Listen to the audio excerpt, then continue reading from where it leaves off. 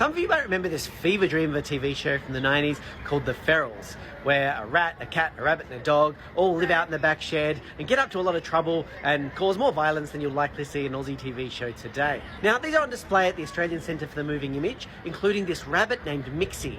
Now, you might not have understood that reference as a kid, because to understand it, we actually have to go back to 1859, when English-born Thomas Austin released 13 European rabbits on his property here in Victoria. Now, he did it so he and his friends could go and hunt them. But this was actually the start of one of Australia's worst ecological disasters. Because what happened is the rabbits bred kind of like rabbits, and they spread across the decades to New South Wales, to Queensland, to Western Australia, and they actually spread faster than any introduced species in the world. And massive efforts were put in place to try to mitigate it, including a 3,000-kilometre long rabbit-proof fence in Western Australia. But it didn't really work. By the end of the 1940s, there were over 600 million rabbits in Australia.